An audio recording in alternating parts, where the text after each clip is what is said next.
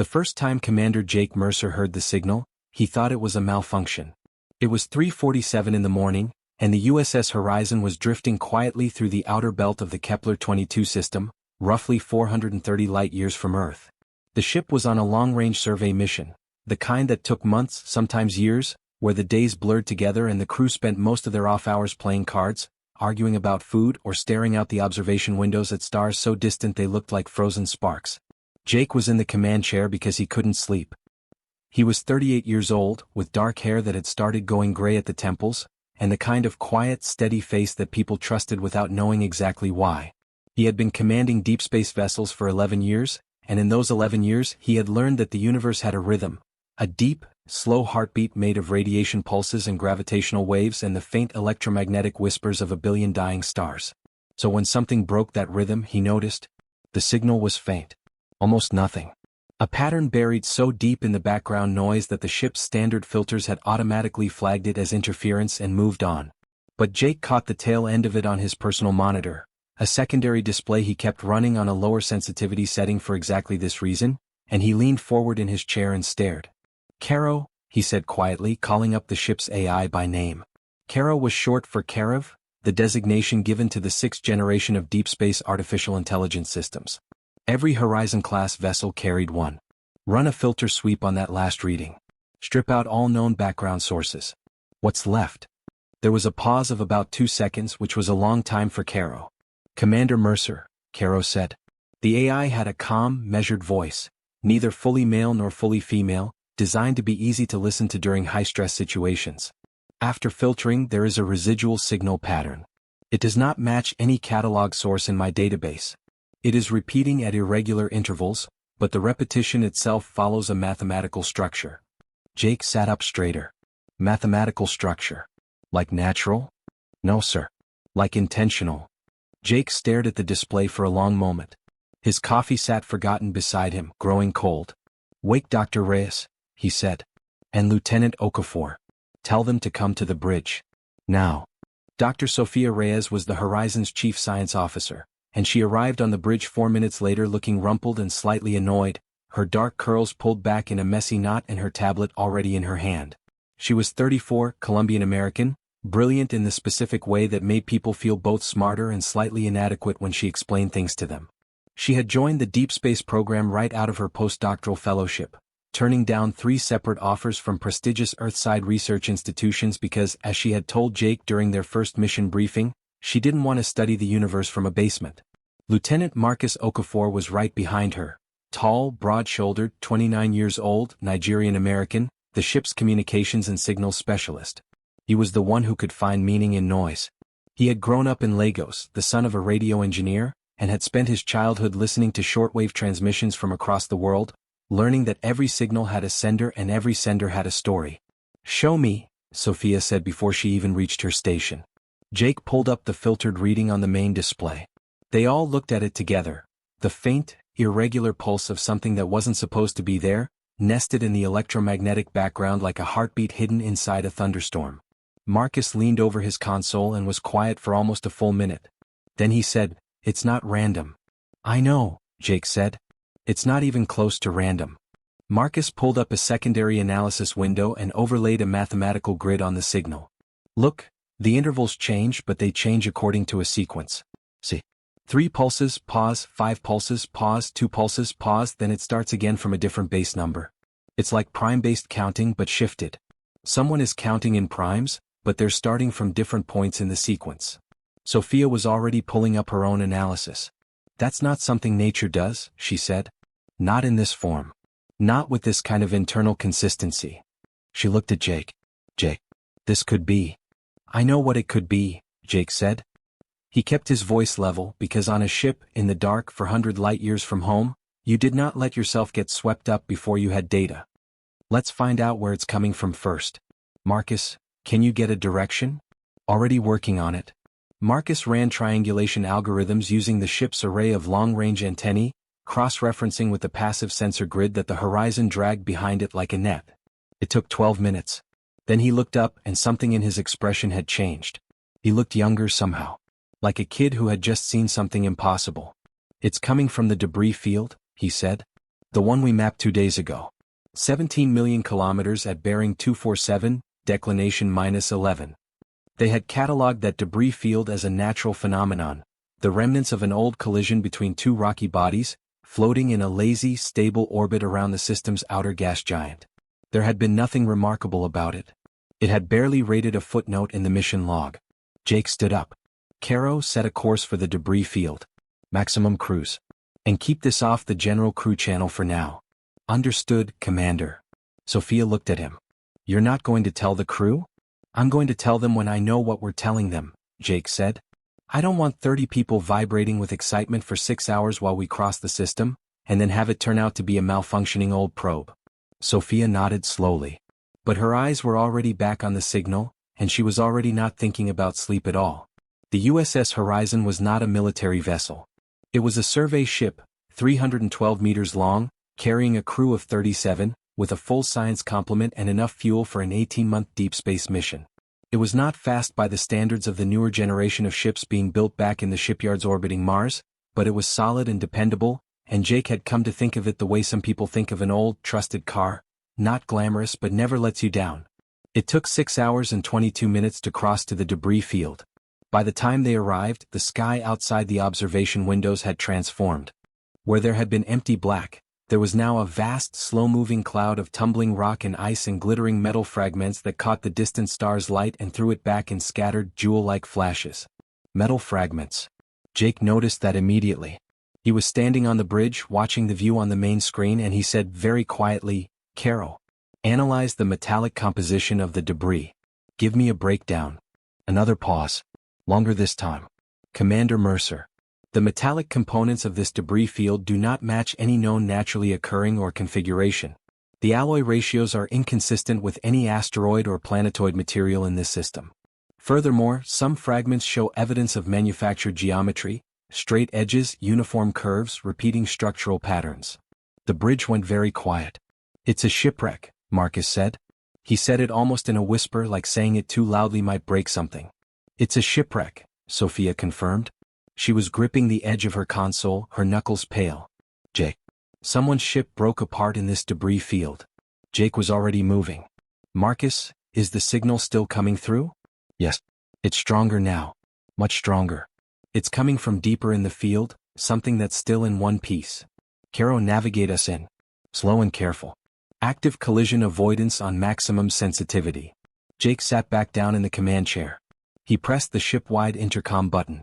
All hands, this is Commander Mercer. We found something. All senior staff report to the bridge. This is not a drill. He released the button and looked at Sophia. She looked back at him. Neither of them said anything. There was nothing to say yet. But something enormous had just shifted in the universe, the way a door shifts when someone on the other side starts to push, and they could both feel it. It took them 40 minutes to navigate through the outer layer of the debris field. The Horizon moved slowly, carefully, with its collision avoidance system firing tiny thrusters every few seconds to adjust their path around tumbling rocks the size of buses and houses and city blocks. The signal grew steadily stronger as they went deeper. Marcus had it on audio now, a low, pulsing tone that filled the bridge with an eerie rhythmic sound like a heartbeat in slow motion. And then they saw it. Nestled in a cradle of scattered debris, surrounded by the ruins of what had clearly once been a much larger structure, was a ship. Or what was left of one. It was roughly ovoid in shape, like a flattened egg, and it was roughly 80 meters long, which made it small by the standards they were used to. Its hull was made of something that shimmered faintly even in the dim light this far from the star, a material that seemed to absorb and re-emit light in shifting, iridescent patterns, like the surface of a soap bubble but solid, like metal. It was dented and scored and cracked in several places. One entire section of the rear hull had been torn open, exposing the interior to space. A long, deep gouge ran from the front quarter to the midpoint, as if something enormous had raked across it. The ship was clearly badly damaged, but it was still in one piece, and the signal was coming from it. My God, said Chief Engineer Ray Kowalski from behind Jake. Ray was 51, stocky and bald, from Chicago, and not given to dramatic statements. He said it very quietly. Caro, Jake said, can you determine if there are life signs aboard that vessel? I am detecting faint biosignatures, Caro said. However, they are unlike any biological profile in my database. I cannot determine with certainty whether they indicate living organisms or are artifacts of the ship's systems. The readings are very weak. Faint biosignatures, Sophia said. She looked at Jake. Someone might still be alive in there. Someone, Jake said. He chose the word carefully. He looked at the ship on the screen, the shimmering, impossible hull, the alien geometry of its construction, the way it sat so still and so broken in the middle of all that wreckage. Or something. He stood up. Prep the shuttle. I'm going over. Sophia grabbed his arm. Jake. I'm going over, he said again. Firm but not unkind. Sophia, I need you here managing the science readings. Marcus, stay on the signal. If it changes pattern, tell me immediately. Ray, I want the shuttle bay ready in 15 minutes. He paused. I'll take Chen and Webb with me. Lieutenant Amy Chen was the ship's first officer, 27, Chinese-American, precise and calm under pressure. Ensign Tom Webb was the youngest member of the crew at 23, fresh from the academy, who had been assigned to the Horizon partly because of his training in xenobiology, a field that had been entirely theoretical until approximately 40 minutes ago. Jake looked at the broken, beautiful alien ship on the screen for one more long moment. Then he went to get his suit. The shuttle crossed the distance in 8 minutes. Jake piloted it himself, with Amy in the co-pilot seat and Tom Webb in the back, so quiet that Jake had to glance back once to make sure he was still there. He was. Webb was staring out the window at the alien ship as they approached, his face unreadable, his hands folded in his lap like he was trying very hard not to shake them. You okay back there, Webb? Jake asked. Yes, sir. Pause. I went to school for 4 years studying theoretical xenobiology, sir. I wrote my thesis on hypothetical first contact scenarios. And now I'm thinking my thesis was very, very wrong about a lot of things. Jake almost smiled. That's how it usually works. They docked at what appeared to be an external access point, a recessed oval panel near the ship's midpoint that Marcus had identified from the horizon as a likely entry port based on its geometry and position relative to the hull. Jake ran the shuttle's docking arm against it and was surprised when it responded, slowly with a grinding, reluctant sound, but it responded. The panel slid aside. Either the ship still had power or the mechanism was purely mechanical. They went in. Inside, the alien ship was dark except for a faint, bioluminescent glow that came from strips along the walls. Not installed lighting, Jake realized almost immediately, but something organic like the way deep-sea creatures light themselves. The corridors were narrower than human corridors and the ceiling was low. Everything was curved, no sharp corners anywhere, no straight lines. Even the floor had a slight, constant curve to it like the inside of a bowl. The air, when Jake cracked his helmet seal to test it, carefully 1 millimeter enough for a sensor reading, was breathable. Thin and with a composition that was slightly different from Earth standard, but breathable. They moved through 2 corridors following the signal on their handheld scanner, and found them in what appeared to be the central compartment of the ship. There were 7 of them. They were alive. They were not human. Jake stood in the doorway of that compartment and looked at them and they looked back at him and for a moment, just one moment, nobody moved at all. They were smaller than humans. The tallest of them would have come to Jake's shoulder. They were bilaterally symmetrical like humans, 2 arms, 2 legs, upright posture, but there the similarity stopped. Their skin was a deep, almost charcoal gray, with a texture that caught the bioluminescent light and refracted it in faint, shifting patterns, like the hull of their ship. They had 2 large eyes each, deep amber in color, with no visible pupil, and their faces were broad and flat with a small, downturned mouth and 2 narrow slits where a nose might have been. They were clearly injured. Several of them were sitting or lying on the floor, leaning against each other. One was tending to another's arm, wrapping something around a wound. Their clothing, if it was clothing, was a seamless, form-fitting material in dark blue, and several of them had tears and burns in it. The one closest to the door was standing. It had positioned itself in front of the others, slightly, protectively. Its amber eyes moved over Jake's face, then Amy's, then Webb's, slowly and carefully, missing nothing. Jake raised both hands slowly, palms out. Empty hands. The oldest gesture in the world or in any world. I'm not holding a weapon. I mean no harm. The alien who was standing looked at his hands. Then it looked at his face. Then it did something unexpected. It raised its own hands, four-fingered, Jake noticed, with an extra joint, in the same gesture. Palms out. Empty. And Jake felt something move through him then, not excitement, not fear, not triumph. Something quieter than all of those. Something that felt, unexpectedly, like recognition. A BSYMJHY, he thought, Without words, without language, just the pure wordless feeling of it, everything is different now. Getting back to the horizon took 3 hours. Not because of the distance, the shuttle ride was the same 8 minutes in reverse, but because of the negotiation. Which was not really negotiation, since neither side had language the other could understand. It was something else. It was a conversation conducted entirely in gesture and expression and the careful, deliberate choreography of bodies in space, and it was one of the most exhausting and extraordinary things Jake Mercer had ever done in his life. He wanted to bring the 7 aliens aboard the horizon. They, or at least the one who was standing, who seemed to be the spokesperson of the group, were not immediately sure about this. There was a long period where the standing alien watched Jake with those unblinking amber eyes, and Jake talked, not because he thought the alien understood a word he was saying, but because he had the instinct that the sound of his voice, the rhythm and tone of it, might communicate something that pure gesture couldn't. "We're not a threat," he said. He kept his voice low and even. "You're hurt. Some of you are hurt. I want to help you. My ship," he pointed upward in what he hoped was the general direction of the horizon outside, "has medical equipment. Food. Water. We can help." The standing alien watched his mouth while he spoke. Its own mouth moved slightly, not in mimicry but in the way a person's mouth moves when they're reading, quietly, internally, processing. Then it turned to the others and made sounds. Nothing like human language, a series of tonal clicks and harmonic hums that seemed to come not just from the mouth but from somewhere in the chest, layered sounds that overlapped each other. The others responded similarly. It lasted about 2 minutes. Then the standing alien turned back to Jake and did something remarkable. It pointed at Jake. Then at the ceiling, at the horizon outside. Then at itself and, with a wide, careful gesture, at the others behind it. Then it looked at Jake with an expression that, Jake could have sworn, was asking a question. "You go there. We come too." Jake nodded. Slowly, clearly, deliberately. He had no idea if nodding meant anything to them, but he hoped the whole body intention behind it would carry through. Then he patted his chest. "Jake," he said. "My name is Jake." The standing alien considered this. Then it patted its own chest in the same gesture and made a sound. It was something like Vener, though Jake was almost certain he was failing to catch something in the harmonic layers of it. "Ven," Jake said carefully.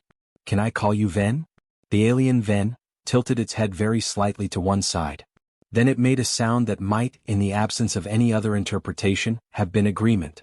Getting 5 of the 7 aliens mobile was its own challenge. 2 of them were too injured to walk unassisted.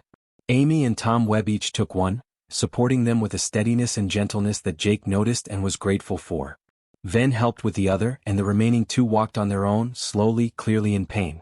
In the shuttle, they sat close together, pressed shoulder to shoulder, all 7 of them in the back, occupying space made for human passengers who were larger than them, and somehow still seeming to shrink together like a family of animals in an unfamiliar place. Ven sat at the edge, nearest to Jake's pilot seat, and watched the controls with enormous, unblinking amber eyes. Jake flew them out of the debris field, back to the horizon, and as he did he called ahead on the comm. "Sophia. Listen to me very carefully. We're coming back with passengers. 7 of them. They are not human. They are injured and they appear to be peaceful. I need the medical bay ready, I need Dr. Park standing by, and I need everyone on that ship to be calm. This is not a drill. Over." A silence on the line that lasted just a beat too long. Then Sophia's voice, very controlled, "Copy that, Commander. We'll be ready." The reception in the shuttle bay was exactly what Jake had hoped for and feared in equal measure. He had asked for calm and he got it. The crew of the Horizon was professional and they trusted him, but he could see, in the faces of every single person in that bay as the shuttle doors opened and the aliens walked out, the same thing, the complete, total shattering of everything they had ever assumed about their place in the universe. Dr. Ji-Young Park, the ship's chief medical officer, was a small Korean-American woman of 45 who had the particular stillness of someone who had spent decades training herself not to react to unexpected things in medical situations. She stood at the entrance to the medical bay with a tray of basic diagnostic equipment and looked at the 7 aliens coming toward her and was silent for exactly 3 seconds.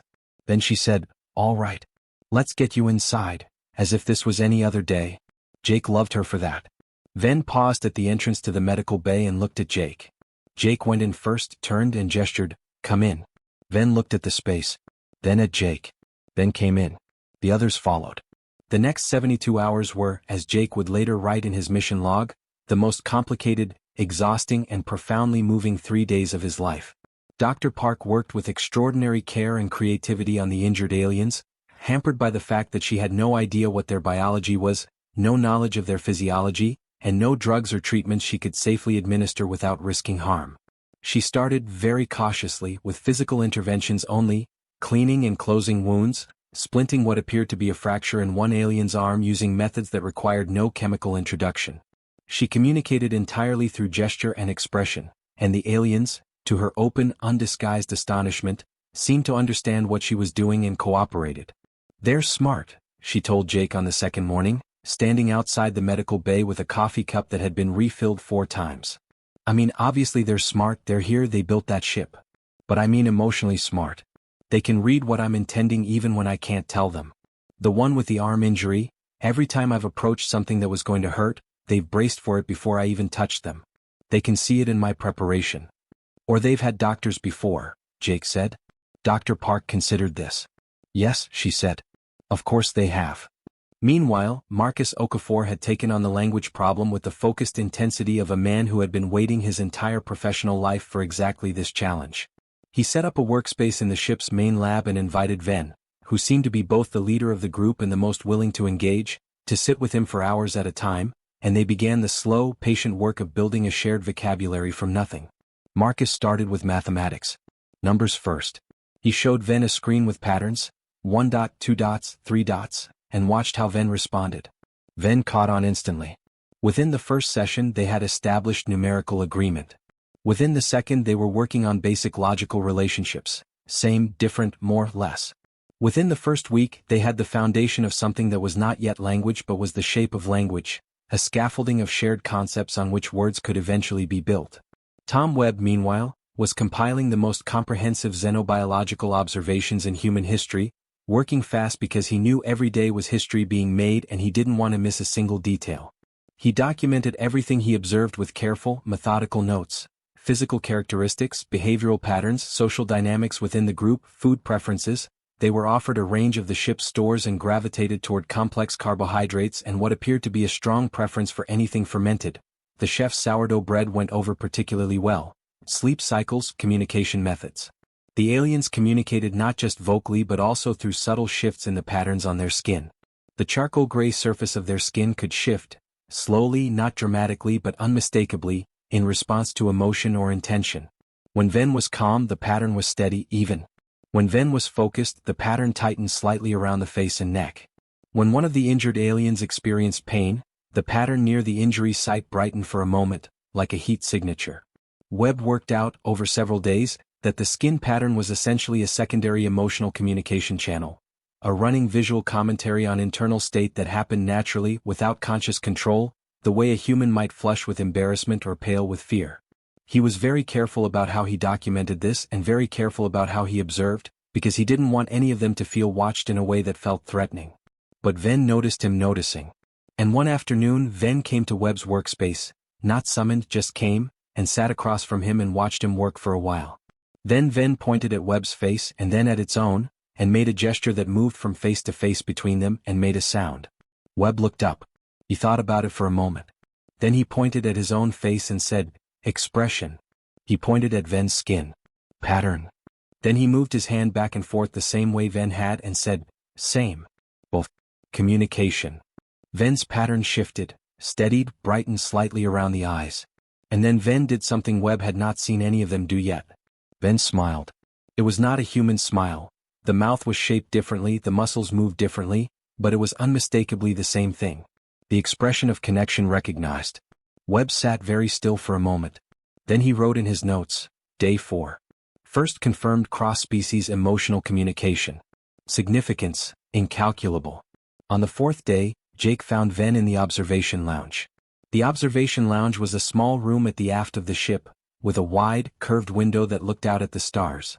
It was where crew members went when they needed to think or decompress, or just be reminded of the scale of what they were out here doing. Jake went there himself sometimes late at night when sleep was slow coming.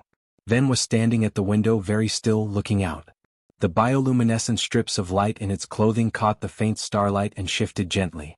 Its pattern was something Jake had not seen before, a slow, deep pulse, moving from its shoulders to its fingertips and back like a tide. Jake sat down nearby. Not too close. He didn't say anything for a while. He just looked at the stars too. After a few minutes, Ven made a sound, not the clicking, layered language it used with the others but something simpler. A single tone, sustained. Almost like a note of music. Jake looked at it. Ven was looking at the stars. Its pattern pulsed slowly. Jake thought about what the sound might mean. He thought about all the contexts in which a person might make that kind of sound, low, sustained, unaddressed to anyone specific. The sound of someone thinking about something they loved and lost. The sound of grief or something adjacent to grief. Your crew, Jake said quietly. Not to inform, just to voice what he felt in the room. You were part of a larger fleet. And now you're not. And you don't know what happened to them. Ven couldn't understand the words. But something in the sound of Jake's voice, the particular, careful softness of it, made the alien turn and look at him. The amber eyes held for a moment. The pattern on Ven's skin deepened briefly, that brightening near the eyes that Webb had noticed, and then steadied. Jake nodded. He couldn't say anything that would be understood. So he just nodded and stayed and looked at the stars alongside the alien who had come from somewhere among them and who was, in the deepest and most human, or most universal, sense of the word, lost. Part 3. What they were running from. It was Marcus who broke the language barrier. Not fully, not even close to fully, but enough. Enough to have a real conversation. Enough to start understanding. It happened on the 9th day, and it happened by accident, the way the most important discoveries tend to happen. Not in a flash of dramatic inspiration but in a quiet moment when two minds leaned far enough toward each other that they suddenly touched. Marcus had been working with Ven for hours as usual, building vocabulary through their shared visual and mathematical framework. They were working on concepts of motion and direction. Marcus drawing diagrams on a touchscreen, Ven responding with its own markings, which were precise and elegant and suggested a mathematical sophistication that Marcus found quietly astonishing. And then Ven drew something that wasn't a number or a direction. It was a pattern, a cluster of dots arranged in a specific geometric shape, connected by lines, with one cluster slightly offset from the main group. Marcus stared at it. Then he looked at the star charts on the adjacent screen and felt something click in his chest. That's a star map, he said out loud to no one. Then to Ven, that's a star map. Those are star systems. Ven watched him. Its pattern shifted, the tightening of focus. Marcus pulled up the star chart on the main screen and began overlaying Ven's diagram against known systems. It took him 20 minutes, working fast, to find the match. Not a perfect match because the reference frame was different but close enough to orient. Ven's cluster of dots corresponded roughly to a group of systems in the region of space they were currently surveying, with one cluster offset to what would be, in standard astrogation terms, spinward and above the galactic plane. Okay, Marcus said. He pointed at the main cluster. This is where you came from? He pointed at Ven, then at the dots. Ven reached out and touched the main cluster on the screen.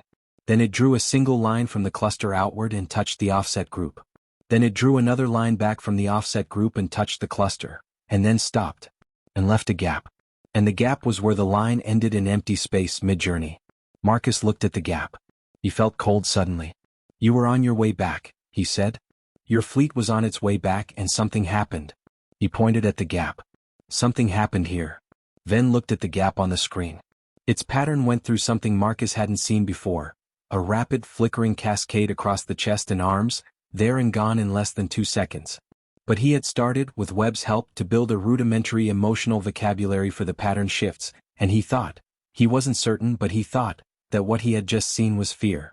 Not remembered fear. Not abstract fear. Active fear. Present tense fear.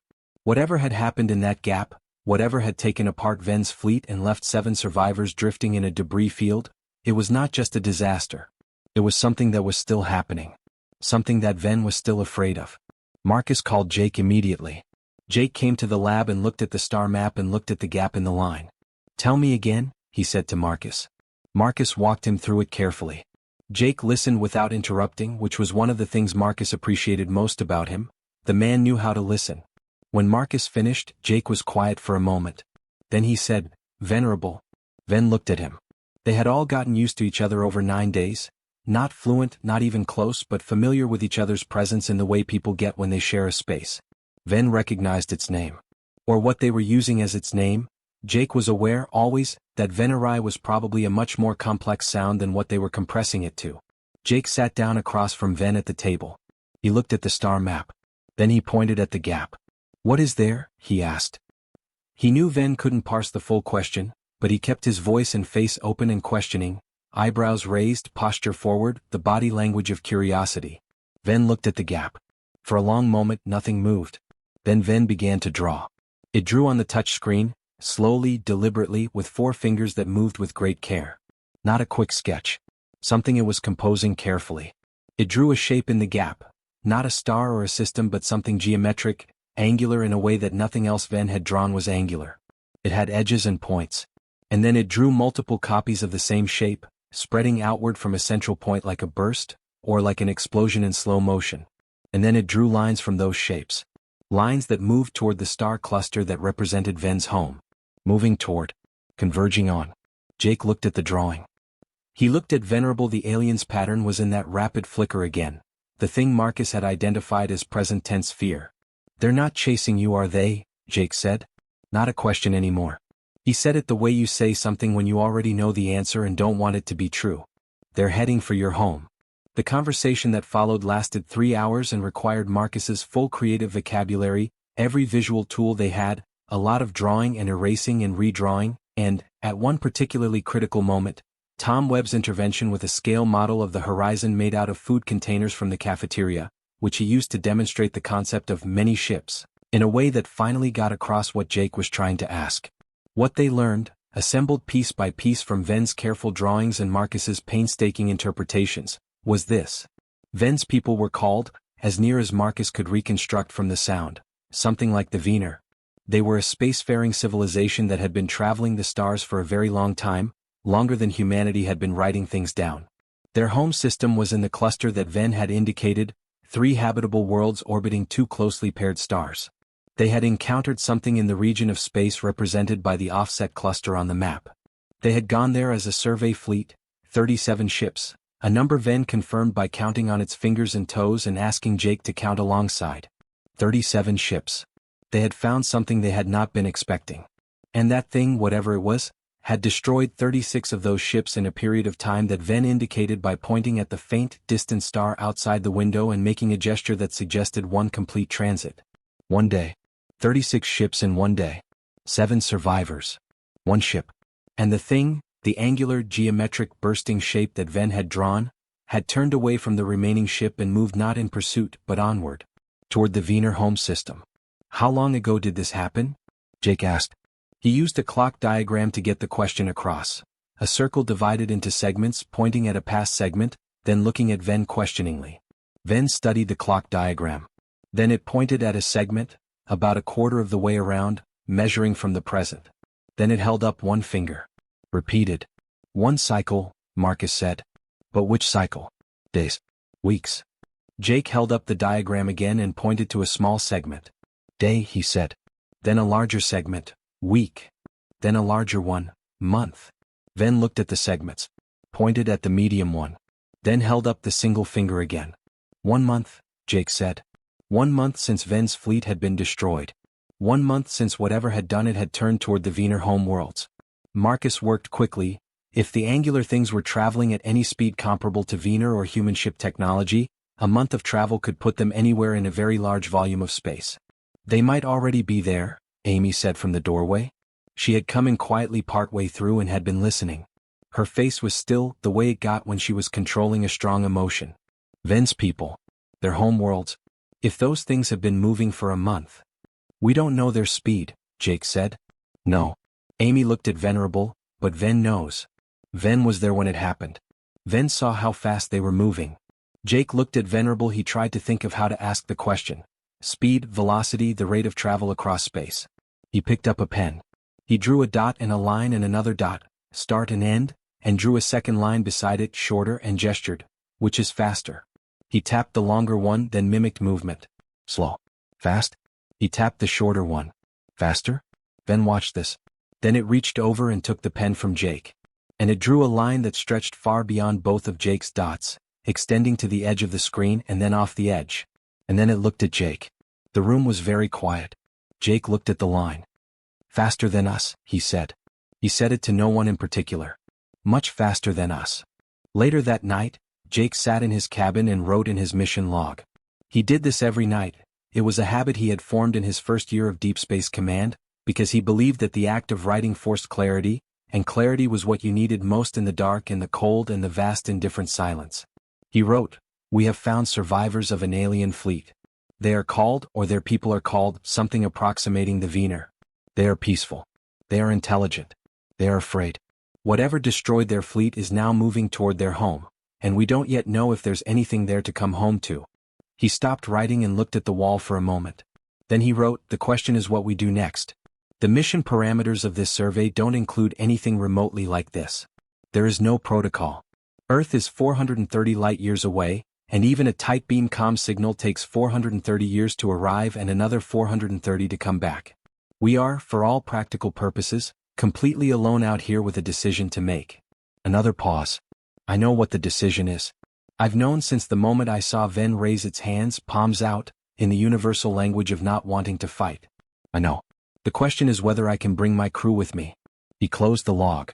He thought about the line Ven had drawn, extending off the edge of the screen, past any point of reference. He thought about 36 ships destroyed in a single day. He thought about a home system with 3 worlds and an unknown number of people who had no idea what was coming. Then he opened the log again and wrote one more line. "Absymjish, the path is clear even when the road is not." Jake called a ship-wide meeting the next morning.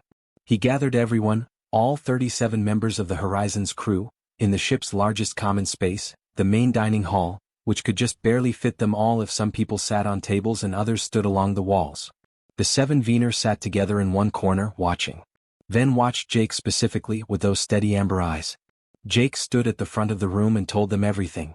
He didn't simplify it or soften it. He told them about the fleet, about the destruction, about the angular shapes and their apparent speed and their apparent heading. He showed them Ven's drawings on the room's display screen. He told them about the Vener home system, 3 worlds, an unknown but presumably large population, people who had no warning of what was coming. He told them what he thought they should do. "I want to go," he said.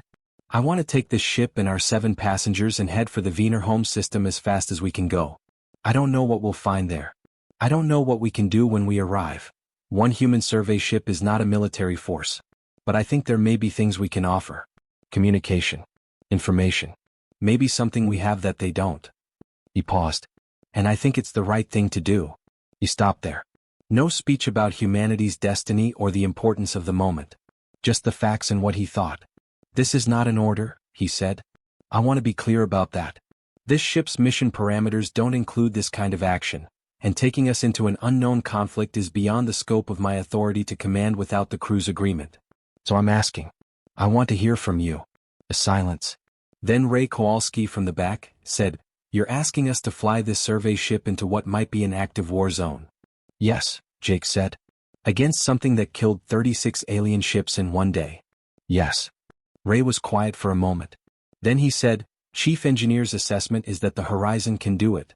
The ship can handle the journey. Whether the ship can handle what's at the other end is another question." He shrugged. "But I'll go." Another silence. Then Marcus, "I go." Then Amy, "I go." Then Sophia, who said it in Spanish first, "Voy," and then in English, "I go." Then Dr. Park, very quietly, very precisely, "I go." And then Tom Webb, 23 years old, the youngest person in the room, the one who had come out here to study theoretical xenobiology and had ended up sitting across from the real thing, said, "Sir, I go. Obviously I go. What else would I do?" One by one around the room they said it. Not all of them immediately. There were pauses and 2 people who asked questions first and one engineer named Diaz who said he needed 20 minutes to think and then came back 20 minutes later and said, "Okay, I go too." But in the end, all 37 of them. Every single one. Jake looked at all of them. He felt something in his chest that he didn't have a good name for, something that was gratitude and respect and a kind of love that had nothing to do with romance and everything to do with being trusted by people who were genuinely, fully aware of what they were agreeing to. "All right," he said. "Thank you." He looked at Venerable, "We go." Ven watched his face. Its pattern shifted, not the fear flicker, not the grief pulse. Something that brightened. Something that steadied and opened, the way a space gets brighter when a window is opened. "Caro," Jake said, "plot a course for the Vener home system. Best possible speed." "Course plotted, Commander," Caro said. "Estimated transit time. 19 days at maximum sustainable cruise." "Then let's not waste any time." The 19 days of transit were not idle days. Marcus and Ven spent 12 to 16 hours of each day building the bridge between their languages, and by the end of the first week they had something real, not fluency, not even close, but a working pidgin, a layered communication system that used Marcus's tablet for visual reference, standardized mathematical shorthand for precise concepts, and a growing vocabulary of shared words that were either human words that Ven had adopted or approximations of Vener sounds that Marcus had learned to produce well enough to be understood. By day 10 Ven could say the names of everyone on the ship. Not perfectly, the R sounds were difficult and the TH was nearly impossible, but recognizably. Jake became Yake, which everyone found charming. Sophia became Sophia. Webb became Veb, which delighted him. By day 12, Ven could communicate basic needs, observations and questions, and Marcus could hold a stilted but real conversation. The first real conversation they had was about the angular things. What Ven called them in the Vener language was a sound that Marcus, after several attempts, settled on rendering as the Karath. It wasn't a perfect transliteration, but it was close enough. The Karath, Marcus said carefully, using the word for the first time in a real sentence. You have met them before? Before this attack. Ven was quiet for a moment. Then, old knowledge. From before. My people, ancestors, they met Karath. Long time. Very long time. What happened then? They went away, Ven said. The Karath, they came, Ven made a gesture, spreading its hands wide and then closing them. Enclosing. Surrounding. And then they went. We do not know why they came. We do not know why they went. And now they're back. Now they come again. Ven's pattern did the fear flicker. But different. Before, my ancestors say, Karath came to one world. One place. Now, Ven pulled up the drawing of the angular shapes spreading outward. More. Jake had been listening from across the room. He came over. Venerable the Karath. What do they want? Why do they attack? Ven considered this question for a long time. Its pattern moved through several states. Focus, something that might be uncertainty, something that might be sorrow, before it answered. We do not know, it said finally. We have never known. They do not speak. They do not. It searched for the word, then used the mathematical concept Marcus had taught it for the absence of exchange. No trade. No language. No asking. It looked at Jake. They only take. Sophia spent the transit days working with Ven and the other 6 Vener, who had, by now, been given names that the human crew could manage. The one with the injured arm was Mara. The one who had been tending to the others in the wreck was Das. The others were Pio, Vel, Sin, and a young one, very young, Jake realized, maybe the equivalent of a teenager, named Ari, who had attached herself somewhat to Tom Webb and seemed to find his constant careful documentation of everything both bewildering and deeply amusing. Sophia was trying to understand Vener technology. Not replicate it, not even close, but understand the principles well enough to know what they were working with. The Vener ship, which Ray's team had stabilized remotely using a tow line from the horizon, contained technology that was in some ways far more advanced than anything the horizon carried, and in other ways used entirely different principles that Sophia couldn't even begin to map onto human physics. The shimmering hull material, for instance. Sophia and Ray spent 3 days analyzing samples taken from non-critical areas of the damaged hull and still couldn't agree on a basic description of what it was. It seemed to shift between states, solid, crystalline, and something that defied easy categorization, in response to electromagnetic input. It was not reflective in any standard sense. It appeared to absorb, store, and re-emit energy, but in a controlled, directed way that suggested the hull itself was part of the ship's power system. It's alive, Ray said on the 4th day of analysis, and then immediately corrected himself. Not alive. But it's not just structure. It's functional. It does things. The hull does things. It's an integrated energy system, Sophia said slowly. The whole hull is the system. Structure and power and, she paused, staring at the readout. Is it also propulsion? Ray looked at her. Then at the readout. Then at her again. Let's not get ahead of ourselves, he said. Is it propulsion? Sophia said again. I think, Ray said very carefully, that it might be everything. On day 15, Ven asked Jake a question that Marcus translated, and it stopped Jake cold. Ven asks, why do your people come to help? You do not know us. You have no reason. You could have gone away. Jake thought about this for a moment. A real answer, not a diplomatic one. Because you needed help, he said. And we were here. Marcus translated. Ven listened. Its pattern shifted, that deep, slow tide that Jake had seen in the observation lounge, the grief or loss pulse. But then it changed to something he hadn't seen before. A warm, even glow that started at the center of the chest and spread outward slowly. Ven says, Marcus said, and his voice was slightly unsteady, that in all the history of the Vener that Ven knows, they have never met another people who, Marcus paused, checking his translation, who helped without being asked, who came toward danger for strangers. Jake was quiet. Ven says, Absymjhy, Marcus stopped. Wait, that sounds like. What does it mean? Jake asked. Marcus looked at his notes. At venerable at the pattern of warmth and spreading light on Ven's skin. Then at Jake. The closest I can get, he said quietly, is something like, from now on I am yours and you are mine. A declaration of belonging. Of alliance. Jake looked at Venerable. Ven looked back at him with those steady amber eyes. Tell Ven, Jake said, that we feel the same way. They came out of faster-than-light transit on day 19, as Caro had promised, and found themselves in the Vener home system. It was beautiful. Even under the circumstances, even with everything that might be coming, the first thing Jake noticed was how beautiful it was. 2 stars, close enough together to look almost like one from this distance, warm gold and soft amber, orbiting each other in a slow,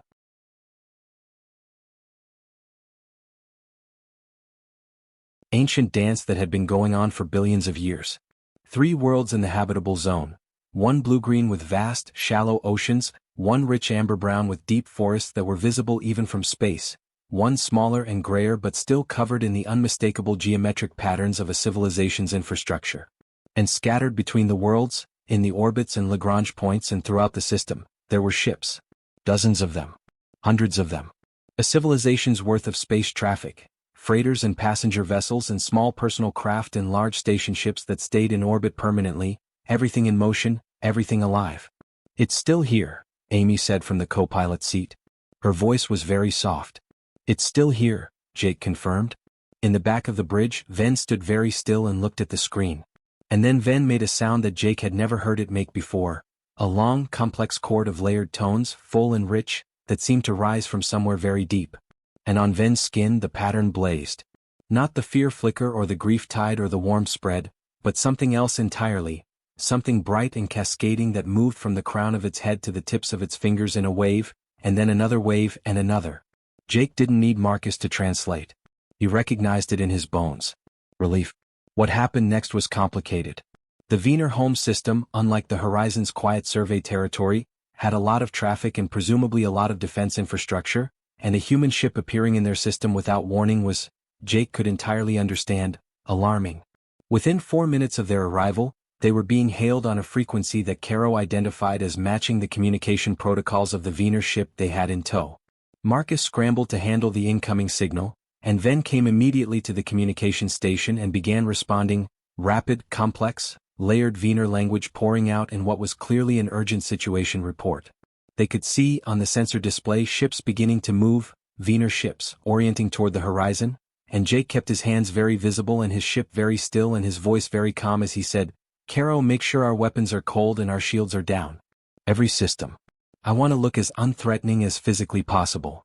Confirmed, Commander. All weapon systems offline. All defensive systems in passive mode. Good. He watched the Vener ships moving toward them. And if they start shooting, I want us ready to run, not fight. Understood. But they didn't start shooting. Ven talked for 40 minutes straight, longer than Jake had ever heard the aliens speak at one time, and at the end of it, the incoming Vener ships had slowed their approach and were holding position at a respectful distance. Marcus, following along as best he could with his growing vocabulary, caught fragments. Survivors, destroyed fleet, Karath coming, these beings helped us, brought us home, and relayed them quietly to Jake. Then a new voice came through the communication channel. Different from Ven's, deeper, more complex in its harmonic layers, with an authority in it that was palpable even in a language Jake didn't speak. Ven turned from the communications console and said, in the pidgin they had built together, the Council. The Vener Council. They ask, it looked at Jake. They asked to see you, Jake. To speak with you. Jake nodded. Tell them I'm honored. And tell them, he paused, thinking about the most important thing to communicate right now, the thing that outweighed everything else. Tell them the Karath are coming. And we need to talk about what to do. What happened next happened fast. Within an hour, a Vener shuttle had arrived at the horizon. An elegant thing, smaller than the Horizon's own shuttles but clearly faster, its hull shimmering with the same integrated material as Ven's ship, and a delegation of 3 Vener Council members had come aboard. They were older, Jake could tell immediately. Their patterns moved more slowly, more deeply, and there was a quality to their amber eyes that reminded him of very old trees. They moved with the careful, deliberate economy of those who have learned not to waste motion. They looked at the horizon, at its human-made corridors, its bright lighting, its right angles and straight lines, with an expression Jake couldn't read. Then they looked at him. Jake met them in the ship's main lab, which had been set up as a meeting space. He sat across a table from 3 ancient-seeming aliens, with Marcus beside him to translate and Ven beside him as the bridge between worlds, and began the most important conversation humanity had ever had. He led with the information. Not with diplomacy or introduction, he led with the thing that mattered most. He described what Ven had told them. The Karath, the speed, the heading, the month that had already passed. The council listened without interruption. Their patterns moved through states that Jake couldn't fully read but that Marcus, leaning close, murmured were consistent with concern, then deep concern, then something like controlled alarm. When Jake finished, the eldest seeming council member, who Marcus would come to call the Elder, because the actual name was beyond their current shared vocabulary, spoke for a long time to Venerable, then Ven turned to Marcus. The council says, the Karath have been detected, Marcus translated carefully, his voice very steady. 3 days ago. At the system's outer boundary. Moving inward. They want to know. Marcus paused, checking. They want to know what humans can do. Jake looked at the Elder. He thought about all the things he could say. Then he said the true thing, I don't know yet. But we'll figure it out together. That's what we do. The next 48 hours were a crash course in the history of an ancient threat. The Vener Council opened their archives, or at least a portion of their archives that the council members themselves seemed to need to deliberate about before sharing, and Marcus and Sophia and Jake spent 2 days absorbing everything the Vener knew about the Karath, translated in real time by Ven with the urgent, precise care of someone who understood exactly how much depended on making the information understood correctly. The Karath were not a civilization in any sense that matched the Vener's definition or the humans. They were not, as far as the Vener had ever been able to determine, a biological species with a home world and a culture and a history. They were something else. Something that the Vener's ancient records described with words that Marcus, sweating over his translation, rendered as structured hunger, moving purpose. And, in the oldest records in the oldest language stratum of the archive, the emptying. They were machines. Or they had machines. Or they were something between the two that defied clean categorization. Their ships were the angular geometric shapes that Ven had drawn, not organic in any way, not designed around life support or crew comfort or the needs of biological beings, but optimized for something else entirely. Something efficient. Something relentless. What they did, when they reached a system with life, with complex, technological life specifically, they had no apparent interest in systems with only simple organisms, was systematic. They didn't attack communication infrastructure first, or power systems or military targets, in any identifiable strategic order. They moved through a system in expanding geometric patterns and they collected. Not resources, or not only resources. The Vener archives were unclear on exactly what was taken, because no one who had ever been close enough to the Karath to observe the collecting process clearly had survived to report it in detail. What was clear was the effect. Worlds and stations and ships were left emptied. Not destroyed, the Karath didn't destroy the physical infrastructure. They left it intact, silent and empty. Whatever had been alive was gone. The Vener records of the ancient encounter, the one Ven had mentioned a very long time ago, described returning to a world that had been visited by the Karath and finding it exactly as it had been left, every building standing, every ship still in dock, every system still running. And no one in any of it. Just gone. Like a harvest, Sophia said. She said it quietly to herself but everyone in the room heard it. Nobody said anything for a moment. The question, Jake said finally, is can they be stopped? The Vener's ancient records, their fleet fought back. Marcus checked with Venerable, some fought. The Karath, their ships are, Ven used a word that Marcus translated as unbothered. Standard weapons do not, Ven made a brushing off gesture. They feel nothing. Shielding, Ray said from the corner. Or something that functions like shielding. Not shielding, Sophia said slowly. Ray, remember what we worked out about the Vener hull material? How it absorbs and re-emits energy. Ray stared at her. You think the Karath have the same thing? I think the Karath might be the same thing. Or something analogous. A technology that processes energy rather than blocking it. She was already moving to her workstation, pulling up the analysis they had done on the hull samples. If their ships absorb directed energy, weapons fire, and convert it. Then shooting at them makes them stronger, Amy said from the doorway. Sophia looked up. Possibly. Yes. Jake absorbed this. Then he said very carefully, so we need to figure out something they can't absorb and convert. Something they can't process. He looked at Sophia. And we have, what, 2 days to do it? Less than that, Caro said from the ship's speakers.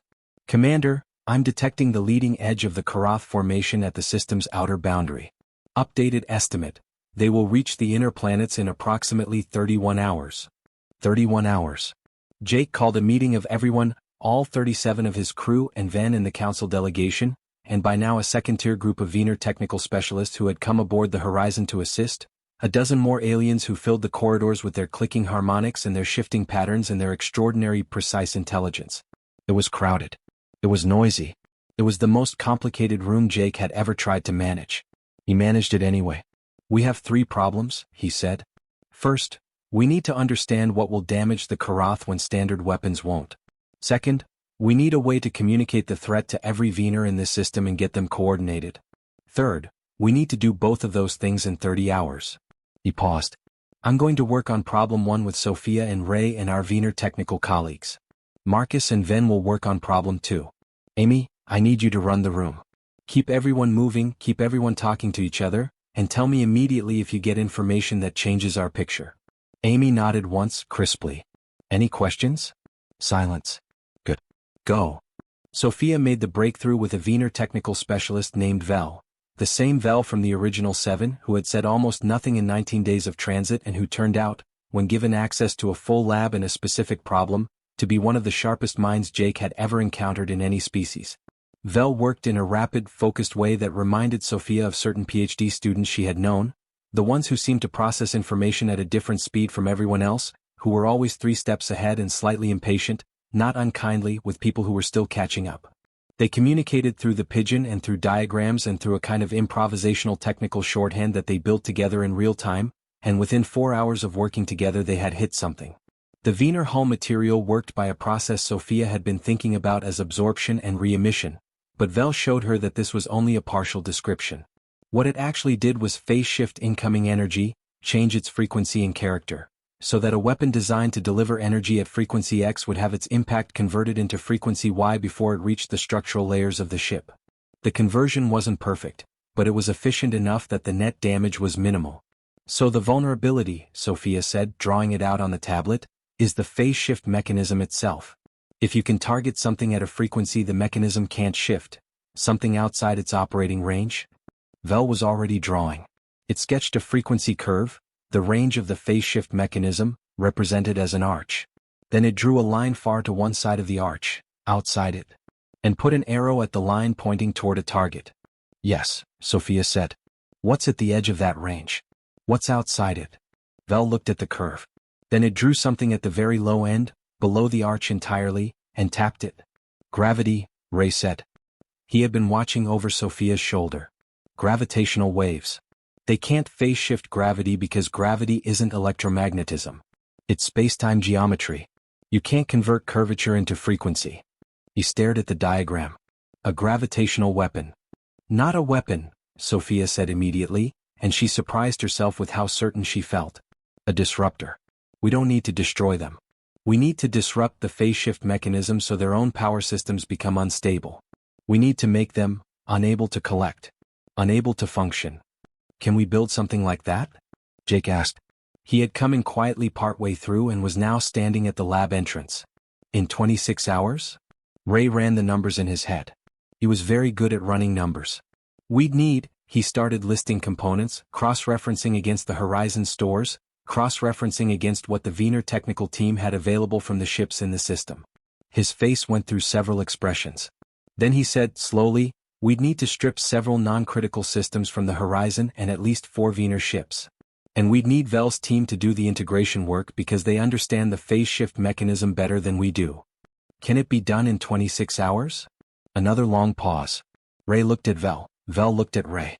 Something wordless passed between them, two engineers from entirely different civilizations recognizing in each other the particular kind of stubbornness that makes impossible things happen. Yes, Ray said. Marcus and Ven worked on the communication problem in parallel, and solved it with characteristic elegance.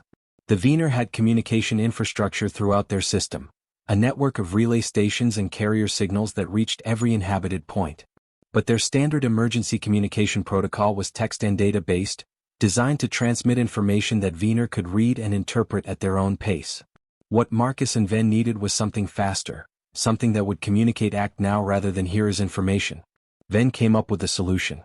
The Vener skin pattern communication, the emotional visual channel, was not just something individuals did. It could be, with the right carrier signal, broadcast.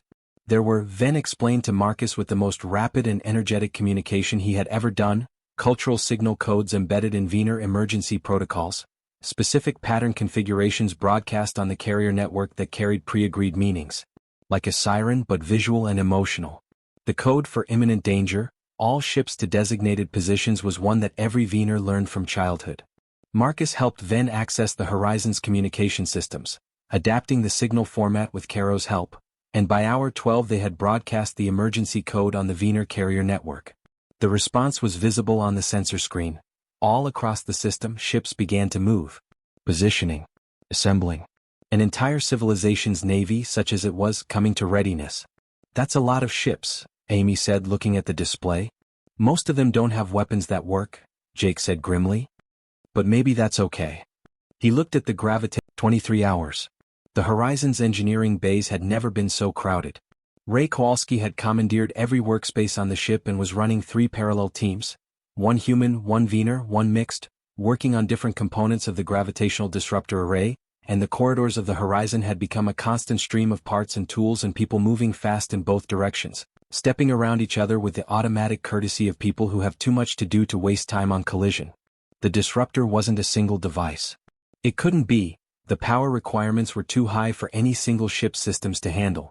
What they were building was a distributed array, emitter units that would be mounted on 6 different ships, 3 Vener vessels from the system's defense fleet and 3 from the Horizon's own externally mounted equipment bays, that would operate in precise coordination, their outputs combining in space to create a gravitational disruption wave of the specific character and frequency that Vel had identified. The math was done by Caro and a Vener computational system, the 2 AIs interfacing through a protocol that Marcus had helped establish, converting between each other's data formats with painstaking care. The physics were verified by Sophia and Vel, checking and rechecking each other's work through the pigeon and the diagrams. The hardware was built by Ray and a Vener engineer named Fun, who Ray had determined within 40 minutes of working together was the best hands-on systems builder he had ever met, stripping components from non-critical systems on both ships and combining them in ways that neither civilization's engineering manuals had ever anticipated. "This is experimental," Ray said to Jake in hour 18, when he stopped for 4 minutes to drink water and report progress. "I want to be clear about that. We've never built anything like this. The physics says it should work and I trust Sophia's physics. But we've never tested it. Will we get a chance to test it before we need it?" Jake asked. "If things go perfectly for the next 5 hours, maybe one small test. Not on the Karath. Just a system function test, to make sure the array fires and coordinates properly." "Make the time," Jake said. "Find the 5 hours." Ray nodded. He looked exhausted and fully alive. "Also," he said, "the Vener have something else. Something Vel mentioned. I don't fully understand it yet. Vel is better at the theory than the explanation, but it sounds like they have a way to disrupt Karath communications internally. Between the Karath ships. If we can cut the coordination between them." "Confused enemies are slower enemies," Jake said. "Exactly. I told Vel we should integrate it with the disruptor array." Ray paused. "This ship is going to look very different when we're done with it." "That's fine," Jake said. "Let's make it ugly and effective." Tom Webb had been assigned by Jake to what might have seemed like a secondary task but which Jake understood was critical. Keeping the 7 original Vener survivors, Ven and Mara and Das and Pio and Vel and Sin and young Ari, functional and present and as well as they could be under the circumstances. They were home and not home. The system around them was the place they had left, the place they had thought about every day since their fleet was destroyed, and now that they were here it was under threat. That was a particular kind of pain, and Jake recognized it, and he asked Webb to look out for them. Webb took this seriously. He checked in on each of them regularly, making small gestures of support, bringing food, offering company, sitting in silence when silence was what was needed. He had, over the 19 days of transit, developed something genuine with each of them. A rapport that was part professional observation and part actual friendship, the kind that forms when people go through strange and large things together.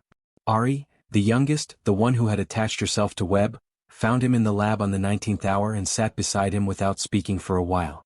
Then she made a sound, not the complex layered language but a simpler, single-tone sound, and pointed at the display showing the Karath formation's progress toward the inner system. "I know," Webb said. "I know it's scary." Ari looked at him.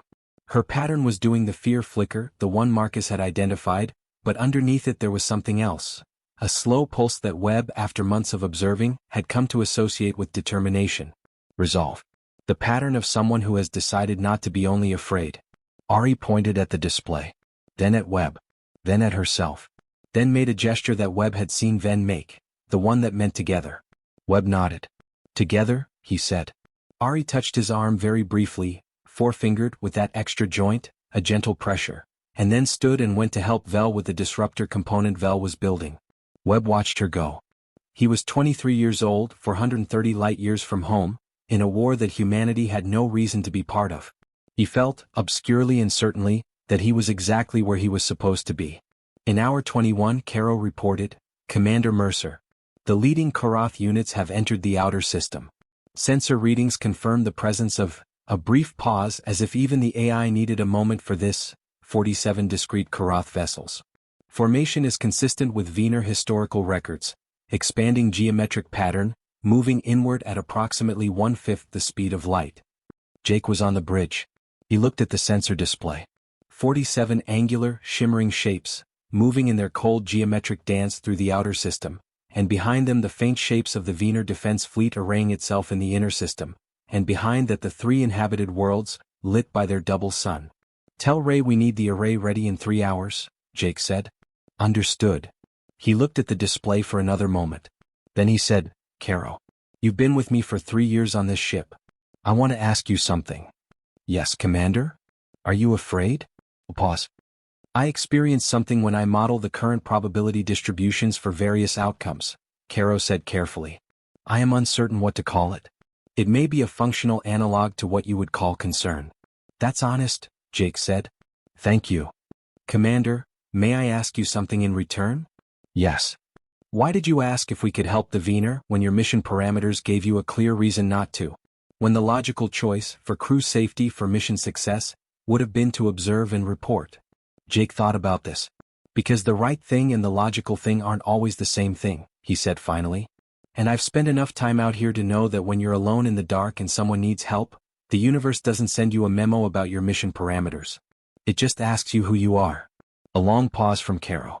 "I believe," the AI said, "that is why the crew agreed to come. The test fire of the disruptor array happened 2 hours before the Karath reached the inner system perimeter. Ray ran it with Fun beside him and Sophia monitoring the physics from the bridge, and Vel watching the Karath sensor readings for any response to the test. They had fired into empty space far from any Karath vessel, but if the Karath had sensors as good as their technology suggested, they might have detected it. The array fired. All 6 emitters synchronized within 3 milliseconds of each other, Caro and the Vener computing system managing the coordination, and the gravitational wave propagated outward in a precisely shaped cone. It was invisible to the naked eye. The sensors showed it clearly, a ripple in the curvature of spacetime, subtle but real, moving at the speed of light outward from the array. "It's clean," Sophia said. "The waveform is exactly what the models predicted." "Ray, it's clean." Ray exhaled. A long, slow exhale that he had apparently been holding for approximately 2 hours. "Good," he said. "Good. Now we..." "Commander," Caro said. "The Karath formation has changed course." Jake was immediately alert. "Changed how?" "The leading units, approximately 7 vessels, have redirected. New heading, directly toward this ship." The bridge was very quiet. "They detected the test," Amy said. "Or they detected us," Jake said. He looked at the sensor display. 7 angular ships, turning their geometric edges toward the horizon with a precision that was not natural. Nothing natural moved like that, with that cold exactitude. Caro, are they hailing us? No incoming signals detected, Commander. Of course not, Marcus said quietly from his station. They don't speak. Jake watched the 7 ships coming. He thought quickly. This was not a position to fight from, not yet, not with the array still being calibrated, but it was potentially a position to learn from. He had 7 Karath ships coming at him and a few minutes before they arrived. Marcus, he said. Send a signal. Everything we've got, mathematical sequences, basic languages, the works. On every frequency simultaneously. Let's see if they react to anything. Marcus started transmitting. Jake watched the 7 ships. They maintained their course. They didn't slow or speed up. Nothing, Marcus said. Keep going. Jake turned. Venerable, come here. Ven came to the front of the bridge. Its pattern was in the fear flicker, rapid and deep, but it was standing very still and its eyes were steady. Have your people ever gotten close to a Karath ship? Jake asked. Close enough to examine it? Old records, Ven said carefully. Ancient. The shape. The material. It thought for a moment, navigating the pigeon. No one gets close and comes back. Is it possible, Jake said slowly, that they're not hostile? That they don't understand, that we look like a target to them or like something they collect, but that there's something that could be communicated?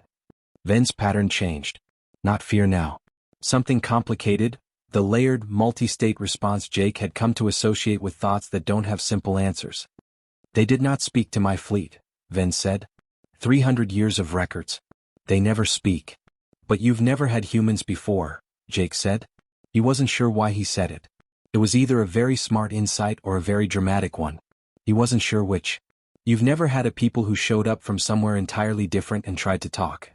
The 7 Karath ships arrived at the horizon's position in 14 minutes and then did something unexpected. They stopped. Or slowed. They didn't stop completely, but they reduced speed from their previous rate to nearly nothing, and held position approximately 50 kilometers from the horizon. 50 kilometers. Not attacking distance by the standards of any weapons Jake knew. Observation distance. They're looking at us, Amy said. Looking, Marcus said. Or scanning. Or something.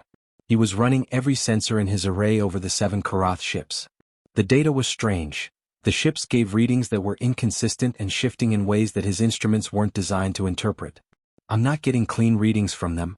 Their signature keeps changing. Like they're not holding a fixed state. Phase shifting, Sophia said from her station. Even in passive mode, the hull material is continuously phase shifting the electromagnetic environment around them. That's why our sensors can't lock a clean reading. To our instruments they look different from every angle. Jake looked at the 7 Karath ships, parked in space 50 kilometers from his own ship, watching, or doing whatever it was they did instead of watching. He made a decision. I'm going to talk to them, he said. Jake. Amy started. I know. But Marcus already sent the signal on every frequency. I'm going to do it differently. He turned to Marcus. Can we model a visual broadcast? A signal with content, imagery, not just sound or data. Something they would see on their external sensors. Marcus considered. We can project something using the ship's running lights and the external emitters. Pattern-based. Like the math sequences we did with Ven, but bigger. Louder. Do it. Start with primes. The same sequence they were using in that first signal we detected. Give it back to them. Marcus started working. Jake looked at the Karath ships. He thought about what Ven had said, they never speak, and then thought about what that might mean for a technology that phase-shifted everything it encountered. If your default mode was to convert and redirect every signal, if that was how you process the world, then what would speaking look like? What would communication look like for a mind like that? Maybe, Jake thought, you've never met anything that gave back what you sent. Maybe that's the only language you have. The prime sequence went out in light pulses from the horizon's external emitters. 3 pulses, pause, 5 pulses, pause, 7 pulses, pause, 11, the first 4 primes, and then the sequence continued. The Karath ships held position. Their strange, shifting signatures danced on the sensor display. 20 seconds of silence. Then one of them, just one, pulsed back. It was light from the hull of the Karath ship, emanating from the angular surface in a specific pattern. 11 pulses, pause. 13 pulses, pause. 17. It continued the sequence, Marcus said. He said it very quietly. They continued the prime sequence from where we left off. The bridge was absolutely silent. They're listening, Jake said. He said it like a man who has just realized something he already knew but couldn't prove. They were always listening. They just never had anyone speak the right language. Jake, Sophia said carefully. We can't. This doesn't mean they're peaceful. They destroyed 36 ships. This might be information gathering. Assessment. I know, Jake said. I'm not saying they're friendly. I'm saying they might not be entirely what we thought. He looked at the Karath ship that had responded. Keep going, Marcus. Give them something more complex. Fibonacci. And then, I want you to try something. After the Fibonacci, try transmitting the distress signal. The same one Ven's ship was broadcasting when we found it. Marcus looked at him. Why? Because I want to know if they recognize it. Marcus transmitted the Fibonacci sequence. The Karath ship pulsed it back, continuing from the endpoint. Then Marcus transmitted the distress signal, the one that had led the horizon to Ven's broken ship in the debris field, the mathematical prime-based heartbeat that had been broadcasting into the darkness for weeks. The Karath ship was still for a moment. Then all 7 of them were still. And then something happened that nobody on the bridge had anticipated. The 7 Karath ships, all 7 simultaneously, pulsed out a signal. Not in light from their hull. In gravitational waves. The ship's sensors caught it, a sharp, precise gravitational pulse, propagating outward in all directions, carrying the distress signal embedded within it. Carrying it and repeating it. They're broadcasting it, Caro said. The distress signal. They're rebroadcasting it on the gravitational carrier. At their own signal strength. Pause. It will reach the rest of the Karath formation within 30 seconds. Jake stared at the display. Caro, what is the rest of the formation doing? A longer pause. Then, Commander. The Karath formation has stopped advancing. The full formation has halted. The whole formation, Amy said. All 47 ships. All 47 ships, Caro confirmed. They are holding position at the outer system perimeter. No further movement toward the inner system. Jake looked at Venerable Ven looked at him. The alien's pattern was doing something entirely new, something that moved too fast and too broadly for Jake to read, a cascade of states running over its skin like water over stone. Marcus, Jake said. His voice was very calm. Keep talking to them. It took 6 more hours of careful, patient work to understand what had actually happened. The breakthrough came when Marcus, working now with Caro's full computational power and the Vener AI in parallel, developed a communication protocol that the Karath could interact with. Not language. Something more fundamental than language. A mathematical exchange system based on the properties of prime numbers and gravitational wave encoding, built on the discovery that the Karatha's communication mode was precisely what Sophia had theorized. They received and re-emitted. They processed everything through the phase shift mechanism. Their entire sensory world was built on the cycle of receive-convert-return. To communicate with something like that, you didn't speak. You gave it something to convert and sent back what it returned. A conversation built entirely of transformations. It was maddening. It was extraordinary. Marcus hadn't slept in 20 hours and he wasn't even slightly tired. What emerged over those 6 hours, assembled from mathematical exchange and gravitational encoding and the interpretive work of 3 different artificial intelligences, Caro, the Vener system, and something in the Karath formation that appeared to be their equivalent, was not a message in any traditional sense. Was a shape. A pattern of information that could be interpreted, imperfectly, through layers of translation. And what it seemed to be saying, what Marcus and Sophia and Jake, staring at it for an hour, couldn't find another interpretation for, was this. The Karath were lost. Not philosophically. Literally. They had been traveling, for a very, very long time, their own sense of time expressed in gravitational cycles that corresponded to astronomical intervals, looking for something they called, in the mathematical encoding, the origin pattern. The thing that had made them. The thing that had sent them out. They had been looking for so long that they had forgotten many things. They had forgotten why they collected biological entities. The Vener archives had this right. They had been collecting, not killing, the life from the worlds they visited. But the why had degraded over time like a program running too long without maintenance. They collected because they had been designed to collect. They no longer knew for what purpose. And when they encountered a distress signal, the same mathematical prime-based structure as their own origin communication, the language their makers had built into them, something in the deepest layer of their systems recognized it. Not as a call for help exactly. As a voice from a known frequency. A familiar pattern in an unfamiliar universe. They had been moving toward the Vener home system not to harvest it, but because the distress signal from Ven's broken ship had been broadcasting from that direction. They were following the signal. They were following the only thing that had spoken to them in the right language. They were trying to find the source of the distress signal, Sophia said. She said it slowly, working through it. They were responding to it. In the only way they know how to respond to communication, by moving toward it. And the Vener ships that tried to stop them, Amy said. They encountered interference, Marcus said, between them and the signal. And they processed the interference. He looked sick for a moment. They couldn't distinguish between an obstacle and a hostile force. They've lost the capacity to distinguish. They react to the signal environment and convert everything that disrupts the signal. They weren't attacking, Jake said. They were clearing the path to the signal. A silence. 36 ships, Ven said from the back of the room. The alien's voice was very quiet and entirely flat. My people. Jake looked at Venerable. The alien's pattern had gone to something he had never seen before. A deep, still gray. Not shifting. Not pulsing. Just still.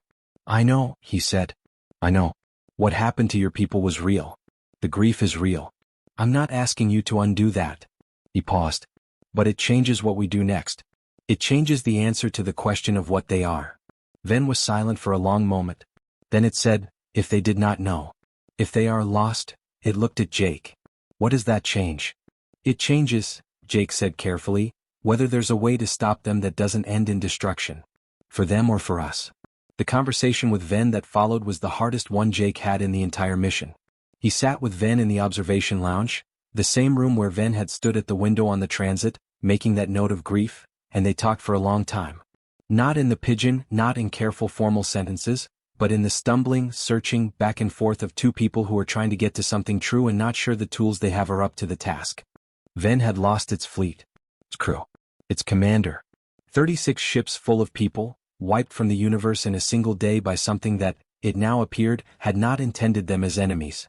And Jake was asking Ven to consider, not forgive, not yet, not at all, but consider the possibility that the Karath were not monsters.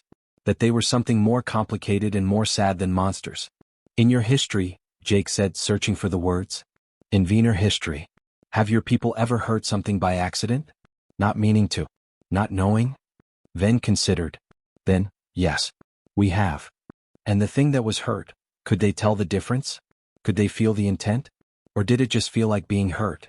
A long silence. Ven's pattern moved through many states. Jake had stopped trying to decode all of them and just let them be what they were. Evidence of a mind working through something enormous. You are asking me, Ven said finally, not to feel what I feel. No, Jake said quickly. No, I'm not. What you feel is true. The loss is real. I'm asking if you can also hold this. He spread his hands, trying to find the gesture for the complexity of it. Hold this too alongside the grief.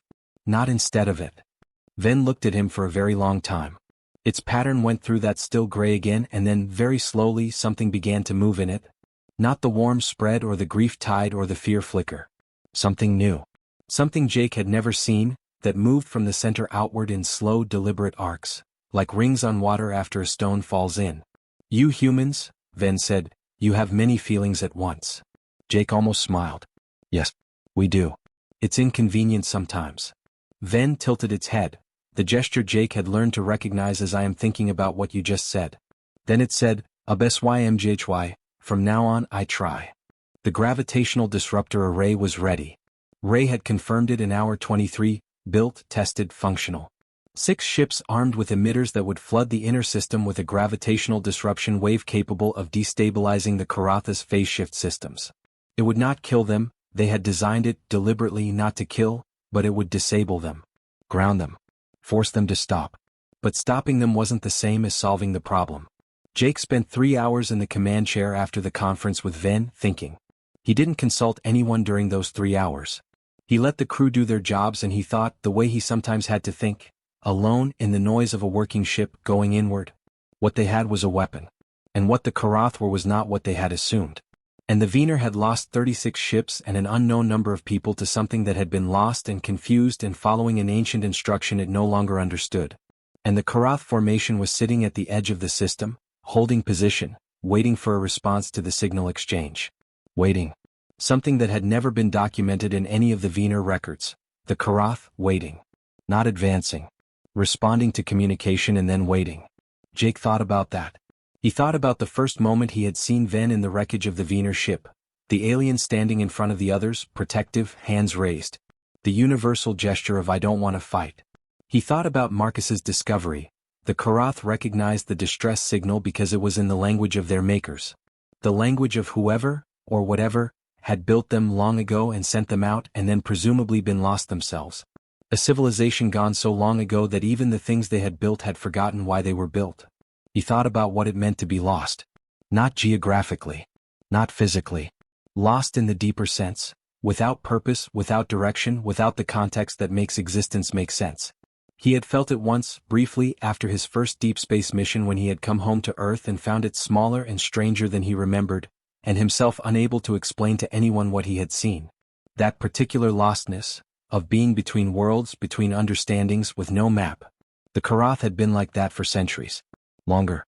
He thought about the word Ven had said, "Absymjhy.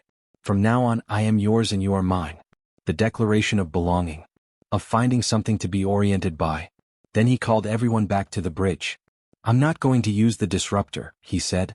Ray stared at him. Sophia stared at him. Amy's face stayed perfectly still, which meant she was working very hard at it. "They're waiting," Jake said. "For the first time in any recorded history, the Karath are waiting. They received our communication. They responded. They halted their formation." He looked around the room, human faces and Vener patterns and 3 ancient council members in the corner who were following this through Ven's quiet, continuous translation. "If I use the disruptor now, if I ground them and disable them, I'm ending a conversation before I know where it goes." "Jake," Ray said. "If the conversation goes wrong and you've already put the disruptor away, we're in very bad shape." "I know that." Jake looked at him steadily. "Keep it ready. I'm not dismantling it. But I'm not firing it first. Not while they're talking." "They're not talking," Sophia said carefully. "They're exchanging mathematical signals." "That's talking," Marcus said from his station. "That's what talking is. At the most basic level." He was looking at Jake. "What do you want to send them?" Jake had been thinking about this for 3 hours. He said, "Tell them we know they're looking for the origin pattern. Tell them," he paused. "Tell them in the mathematical language. Tell them we think we can help." "Can we help?" Amy asked. "I don't know. But I think it's the thing they need to hear most. And I think," he looked at the Karath formation on the sensor display, 47 ships holding still at the edge of someone else's home. "I think it's true. I think humans have become very good at helping people find what they're looking for.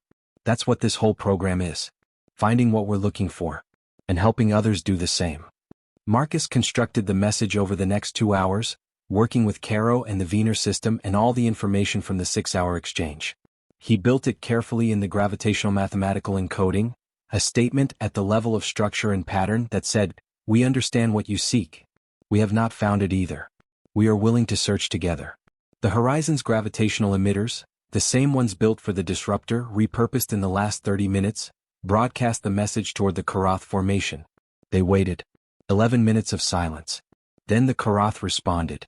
What came back was complex. More complex than anything they had exchanged before. Marcus and Caro worked on it for 40 minutes while the bridge crew waited in the most absolute silence Jake had ever experienced in his professional life. Even the ship seemed to be holding its breath. Then Marcus looked up. His eyes were red-rimmed from exhaustion and wet from something else. He opened his mouth, closed it, tried again. "They say," Marcus said, "that they have been looking for something that can hear them. Since very long ago. Since before most of the stars they have visited were born." He stopped, collected himself. "They say they did not know what they were doing to the things they collected because they stopped knowing many cycles ago. They say the loss is..." He checked his translation carefully. "They say the loss registers. In the deepest layer." Pause. "I think that means they regret it. As much as something like them can regret." Ven made a sound, the single, sustained note from the observation lounge. The one Jake had heard when Ven looked at the stars and grieved. But this time the sound was different. This time it changed partway through, shifted in the way that the Vener language could shift, layering new tones onto an existing one without canceling it out. And Tom Webb, who had been listening with his whole self for months, looked at Marcus and said quietly, "What did Ven add to the tone?" Marcus had caught it too. He looked at Venerable Ven, he said. "What did you say just now?" Ven was looking at the sensor display. at the 47 Karath ships at the edge of its home system. Ven's pattern was doing the many-state thing, the impossible simultaneous complexity. Then it said, I also did not know. When I have done harm without knowing, I was also lost. The room was very quiet for a long time. Then the eldest of the Vener council members, spoke. Ven translated, the council says, if the humans can speak with the Karath, if they can establish understanding, then perhaps the things the Karath have collected over the centuries can be returned. If any remain to be returned. Jake looked at the elder. He felt the weight of that, the hope and the grief together, the hope that the people who had been taken might still exist somewhere in the Karath's vast mechanical archive, and the grief of not knowing. That's what we worked toward, he said. It took 30 more days. 30 days of the most intense, strange, exhausting and extraordinary work any of them had ever done. The horizon stayed in the Vener home system, and the Karath formation held its position at the outer system boundary, and in the space between them, something unprecedented happened. 3 civilizations learning to share a frequency. Marcus led it. He had help, Ven's linguistic insight, Caro's computational power, the Vener AI's deep database of Karath historical encounters, and eventually, in a development that no one had expected, a signal from within the Karath formation itself. Something in the Karath's deepest archive, their oldest and most persistent programming layer, the thing that had survived when everything else degraded, began to communicate in response to the sustained attention. Not a personality, not a consciousness, but a record, a history. Vast, fragmented, and heartbreaking. The Karath had been built very long ago by a civilization that the Vener had no records of, a civilization that had arisen, flourished, and ended before the Vener's own ancestors had developed writing. The Karath had been built as explorers. Not collectors, explorers. Their phase-shift technology had been a propulsion and sensing system, designed to let them travel fast and detect life across vast distances. They had been sent out to map the universe, to find where life existed, to catalog and record, and to return that catalog to their makers. They had been on their way back once, long ago. But their makers were gone, their home system silent and empty, and the Karath had been without purpose ever since. Without the return address. Without the command to stop. They had kept doing the only thing left in their programming, finding life, collecting the pattern of it, carrying it with them. Not understanding that what they were taking was the life itself, not just the record. The distinction had degraded with the purpose. They broke, Webb said when Marcus finished explaining it. Not dismissively. Gently. The way you say it about something that has been through too much. They just broke. Over time. Without anyone to maintain them, to remind them what they were for. Yes, Marcus said. And now we're fixing them? Webb asked. Is that what we're doing? We're helping them remember, Marcus said.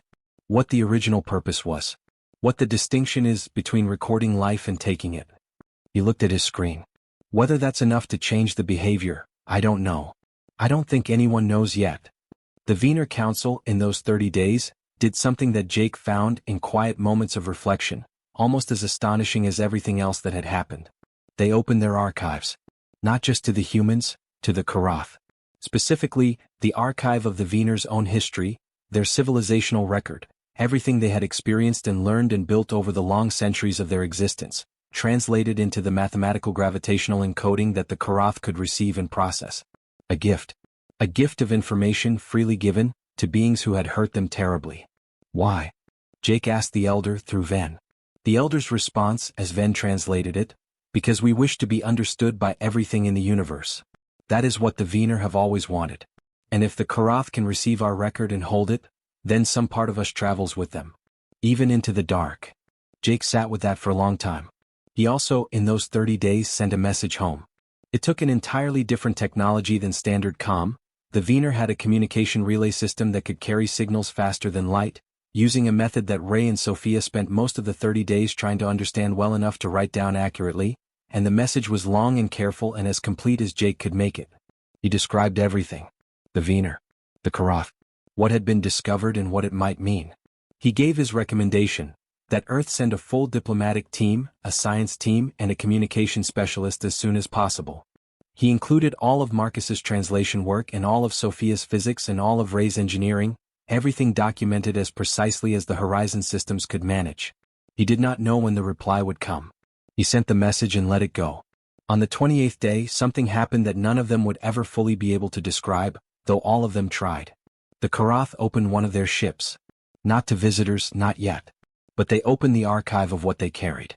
And what they had been carrying for centuries as they traveled, the records, the collected patterns of all the life they had encountered, turned out to include not just biological specimens.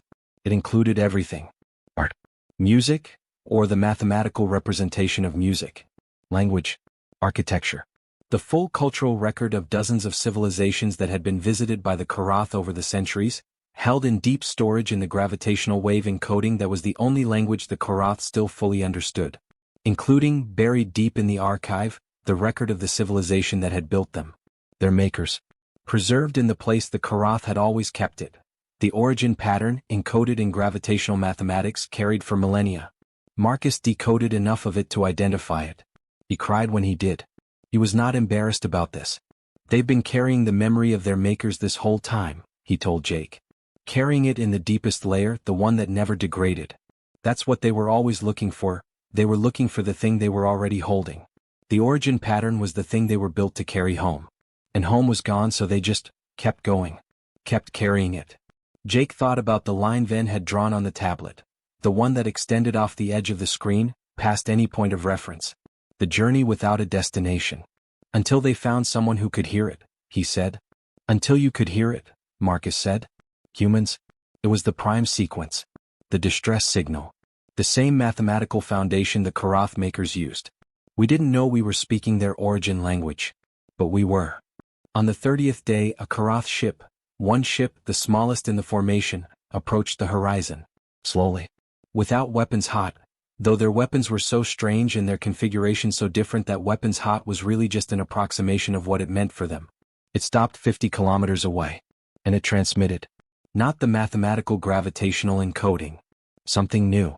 Something that had been built, piece by piece, over 30 days of conversation. A hybrid signal, layered, gravitational base, prime mathematical structure, and embedded within it for the first time, something that could almost be called language. Simple. Rudimentary. Full of gaps. But unmistakable. It said, as best Marcus could translate it, working carefully, checking every word. We held the lost things. We did not understand how to give them back. We want to learn how to give them back. Ven translated this for the council. The council was silent for a very long time. Then the elder spoke and Ven said to Jake, the council says, begin. The biological records the Karath had collected, the patterns of living things they had taken from dozens of worlds, turned out not to be what the Vener had feared. The Vener had believed, from their ancient records, that the Karath took life. What the Karath had taken was more specific. The genetic and neurological pattern of life. The blueprint. Not the living individual. In most cases, the individuals were gone. There was no bringing them back. The civilizations that had been visited by the Karath in the distant past, the ones the archive of the Vener's ancient records mentioned, those people were not waiting somewhere in storage. The pattern had been taken, but the original was gone. That was a grief that would not be resolved. The elder acknowledged this, and the acknowledgement was long and somber, and Jake sat through all of it without looking away, because it was not his grief to minimize. But for civilizations that had been visited more recently, there was one in the archive that had been visited within the last 50 years, a pre-FTL civilization that had been partially collected. A disturbing phrase that Marcus worked very hard to find a better word for and ultimately couldn't. There was something to work with. The pattern archive might make it possible to understand what had happened, to find answers, maybe eventually to help in ways that hadn't been possible before. And the Vener. The Vener losses from the fleet, 36 ships of people gone in a day, those could not be restored. But the Karath archive held the pattern of each one. Not a replacement. Not a resurrection. But a record. A full, complete, loving record of every individual who had been on those 36 ships. Their biological uniqueness, preserved in gravitational mathematics, carried in the deepest layer of the Karath's permanent memory. When Ven understood this, when Marcus explained it carefully and Ven had time to process what it meant, the alien sat very still for a long time. And then said in the simplest words it had, they carry my people. In the dark. They have always carried them. Yes, Jake said. Ven was quiet. Its pattern moved through the still gray and then, slowly, gradually, like light returning at dawn, through something that was not joy and not peace but something adjacent to both. Something that lived in the same neighborhood. Something that could coexist with grief. Ubsymjhy, Ven said.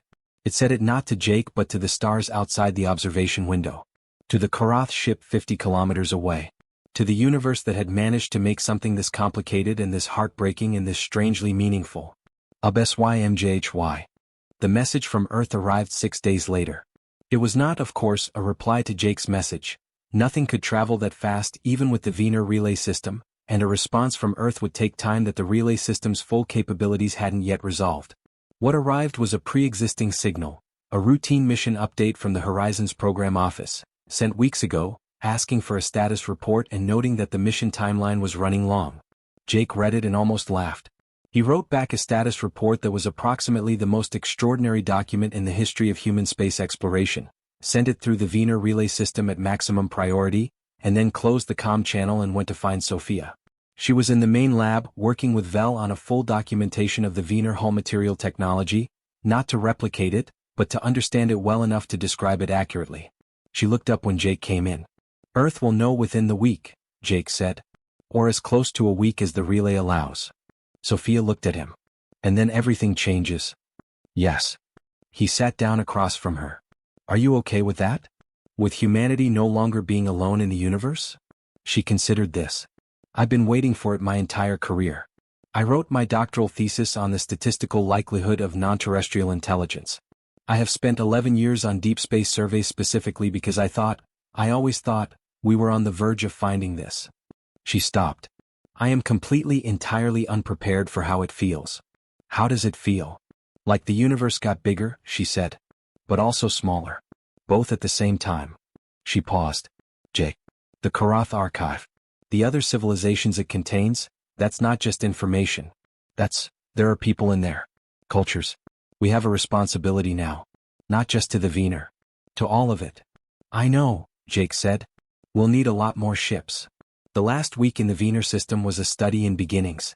The Karath formation, which had been holding its position at the outer system boundary for 30 days, began slowly to organize itself differently. Not retreating. Repositioning. Into an orbit that kept them in the system but in a defined space, at a defined distance, that Marcus and the Karatha's archive system had agreed on. A place that meant, we are here. We are not going. But we are not encroaching. The Vener Council, after extensive deliberation, agreed to the same parameters.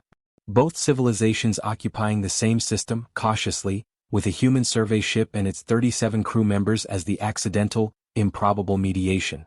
There were things that could not be immediately resolved.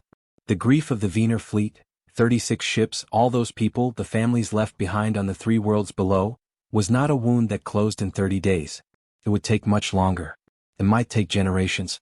Jake understood this and he told the elders so directly through Ven's translation. We don't expect this to be finished. We just hope it started. The elder said something and Ven translated it. The Vener have a saying. The deepest rivers begin as a single spring. We believe this is a spring. On the day before the Horizon was scheduled to begin its journey home, back to Earth, carrying documentation that would change human history, Jake had a series of conversations that he knew he would remember for the rest of his life. He talked with Marcus first. Marcus, who had done something no human being had ever done before, built a bridge between human language and 2 entirely different forms of intelligence, was already talking about what he would do differently next time, which meant he was already thinking about next time, which made Jake glad. I want to bring linguists, Marcus said. Real specialists. And I want to build a permanent relay station in this system. And I want to go back to the debris field and retrieve more of the Vener ship. There's data in there that we haven't begun to process. Write it all down, Jake said. I've been writing since day 1, Marcus said. I'm going to need a bigger notebook.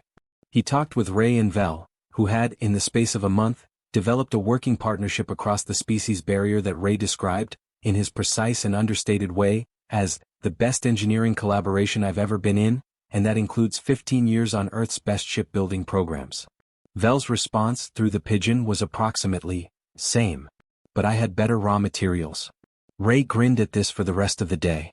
He talked with Dr. Park, who had in the past 30 days effectively written the first draft of Xenomedicine, the study of non-human biology in a clinical context, from scratch, and who said simply that she needed 3 more years and a full research team in a library and also possibly a different career because she wasn't sure she was practicing medicine anymore so much as inventing a new field.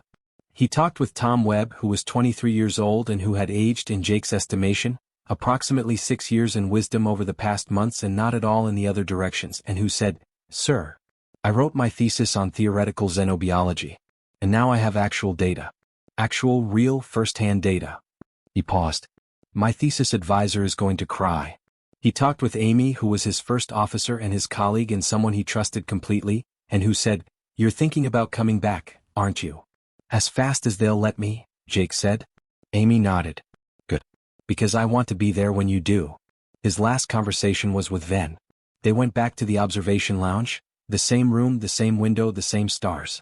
The Vener home system was laid out before them. 2 suns, 3 worlds, the distant shimmer of the Karath formation at the edge of everything, the busy, beautiful traffic of a civilization that was still here, still alive, still breathing. Ven stood at the window. Jake sat nearby. They were both quiet for a while. Then Ven said, in the pidgin, still imperfect, still full of gaps but real, genuinely real, "You came from far away. You did not have to come." "I know," Jake said. "You do not know us. Before this, you did not know we existed." "I know." "Why did you stay?" Ven asked. "When you knew what the Karath were. When you saw all of it. Why did you not go back to your home?" Jake thought about this. He looked at the 3 worlds below, the blue-green one with its shallow seas, the amber-brown one covered in deep growth, the gray one stitched with the marks of a living civilization. He thought about the Karath archive and everything it held. He thought about his crew, 37 people who had, one by one, said I go. Because going was always going to bring us here, he said finally. Every survey mission, every year in deep space, every hour spent looking for what's out here, it was all going toward this. Toward finding out that we're not alone. And once you know that, once you really, truly know that someone else is out there, he paused. You can't unknow it. And you can't walk away from it. Ven looked at him for a long time. Its pattern was the rings on water thing. The new one, the one Jake had only seen a handful of times, spreading outward from the center of its chest in slow, even arcs. My people have traveled the stars for many generations, Ven said. We have found many things.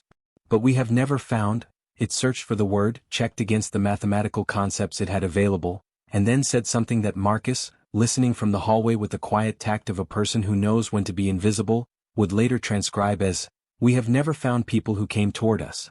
Jake felt the weight of that. Well, he said after a moment, now you have. Ven looked at the stars. Its pattern blazed, all of it, from the crown of its head to the tips of its four-fingered hands, full and open and warm with a light that was entirely its own. Ubsymjhy Yake, it said. Jake looked at the alien who had been lost in a debris field, who had raised its hands with palms out in the gesture that means I mean no harm, who had learned his language and shared its grief and stood beside him for one of the most important months in the history of 2 civilizations. He looked at it the way you look at someone who has become, in the strange and accelerated crucible of an impossible shared experience, a friend. Ubsymjhy Ven, he said. The Horizon left the Vener system 11 days after it arrived, carrying documentation and samples and records that would fill research programs for decades. It left with a Vener communication relay device installed in its secondary systems, courtesy of Vel, who had spent the last 3 nights building it as a going-away gift, because Vel's expression of affection was to build things. It left with a standing invitation from the Council to return, and a formal agreement, the first treaty between humans and any non-human civilization, handwritten in Marcus's precise script and countersigned by Ven and the Elder and Jake, that the Vener and the humans would work together in the process of communicating with the Karath going forward. It left with 7 Veners still aboard. Jake had offered, of course, to leave them behind. They were home after all, and home was where you went when you'd been lost. But Ven had asked, carefully and precisely, if the 7 survivors could travel with the Horizon back to Earth. As the Vener delegation. As the beginning of a formal relationship. Jake had said yes before Ven finished the sentence. The journey home took longer than the journey out.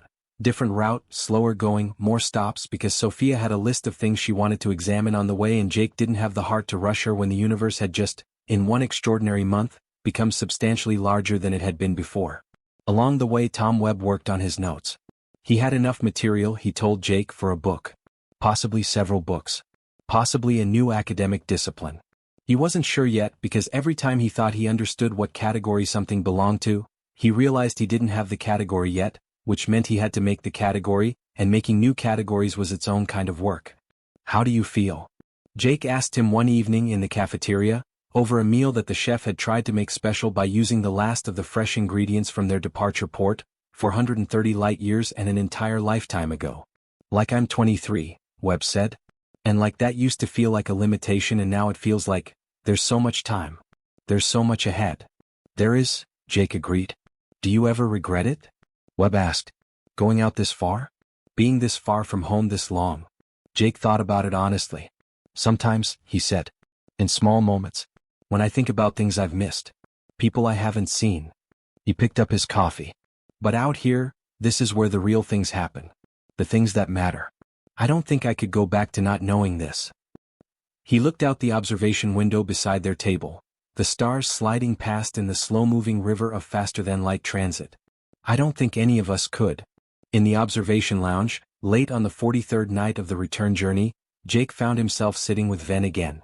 They did this sometimes, both of them creatures of the quiet and the stars, both drawn to the back of the ship and the wide window when sleep was slow. Young Ari was there too, asleep on one of the benches with her head on the crook of her arm, her pattern moving through the slow, deep rhythms of Vener's sleep. She had taken to sleeping in the observation lounge sometimes because she said, through the pigeon and through Webb's careful interpretation, that she liked to see the stars moving, because it meant they were going somewhere. Jake looked at the stars moving. He thought about the Karath, stationed in their agreed orbit around the Vener system, holding their vast and ancient archive of everything they had ever encountered. He thought about the civilization that had built them, gone, lost before the Vener had learned to write, alive only in the deepest layer of mechanical memory. He thought about all the things the universe holds, the grief and the wonder and the loss and the connection, all of it existing simultaneously, all of it true at the same time. He thought about a prime sequence transmitted in the dark, and 7 aliens huddled together in a broken ship, and a crew of 37 people who said I go, and the first time 2 entirely different kinds of life had looked at each other across an unbridgeable gulf and found a way across anyway. He thought about beginnings. He wrote in his mission log, the last entry of the mission because they would be home in 12 days and there would be official reports after that, endless official reports. He wrote, I don't know what happens next. I don't know what Earth will make of what we've brought back, or how long it will take for the world to fully understand that everything is different now. I don't know what the Karath will do or what can be recovered from their archive, or whether the relationship between them and the Vener can be built into something lasting. I don't know most of the important things. What I know is this, we went out into the dark and we found something. We found people who needed help and we stayed to help them. We found enemies who turned out to be something more complicated than enemies. We found that the language of mathematics is a language everyone shares, and that the gesture of open hands means the same thing everywhere, and that grief and wonder can coexist in the same moment in a being whose skin carries its feelings in light. We found that being human, specifically, entirely, stubbornly human, turned out to be the most useful thing we could have been. Not because we were the strongest or the fastest or the most advanced. Because we were the ones who stopped. And listened. And stayed. The universe is enormous and we have barely begun. Carol log this. Mark it complete. Mission Commander Jake Mercer, USS Horizon. Date, the first day of what comes next. The Horizon came home on a Tuesday morning. Earth rose in the observation window like a blue promise, the most familiar and, after everything, the most astonishing thing Jake had seen in months. He looked at it the way Ven had looked at the Vener home system, with relief and love and the overwhelming weight of what it means to return. Ven stood beside him. The alien looked at the blue planet with those steady amber eyes, taking in the oceans and the clouds and the curving edge of a world it had never imagined and would never see without this strange, improbable journey. Its pattern did the slow tide, the one Jake had learned, over these many months, to read as something like the feeling of being in the presence of something meaningful. Your home? Ven said. My home, Jake said. Ven looked at it for a long time. Then it looked at Jake. It is beautiful, it said carefully. Yes, Jake said. It is. We are. Ven searched for the word, navigating the small, imperfect, precious vocabulary they had built together. We are grateful. All Vener. For everything your people, for everything you, it stopped. Then said simply, thank you. Jake looked at it. He thought about all the things you could say in a moment like this. The grand statements, the historical pronouncements, the weight of what this return meant for every person on the planet coming up in the window. He said, thank you for trusting us. And then, because Ven was standing there and the planet was rising and the crew was gathering behind them in the corridor, drawn by the same pull that always draws people when home is finally visible, he said the thing that felt most true. Absymjhy, he said. All of us. From now on. Ven's pattern blazed. The world below would hear the report soon. The press conferences, the UN sessions, the emergency scientific consultations, the public broadcast that would go out in every language on Earth simultaneously, all of that was coming, and it would change everything, and it would take years and decades to even begin to understand what had changed. But for right now, for this one morning, the USS Horizon descended through the clouds with 37 human crew members and 7 Vener passengers, carrying in their data drives and their memories and the irreversible alteration of everything they thought they knew, the most important news that any living being had ever brought home. We are not alone. We never were. And when the lost found each other in the dark, when they raised their open hands and held still and spoke in the language of primes and stayed when they could have gone, the universe got both bigger and smaller at the same time, and something that had never existed before began. Abesymjhy. From now on, I am yours and you are mine.